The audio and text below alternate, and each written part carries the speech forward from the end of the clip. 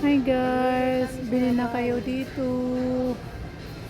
Dito yan sa Kabayan. Naghanap kami ng baling pero wala yung baling na alamang. Ano lang daw ang mayroon eh. Isda. Alamang sa kani? Salsay nun. Sawa, ano? Salsa man ang basa mana. Kuana nun. Tomato pesate. Ito yung palagi kong binibili na rice. Ayan yung isang kilo. 69. 69.95. 69.95. Kasi baga sa pera ng ganyan. Basmati kasi.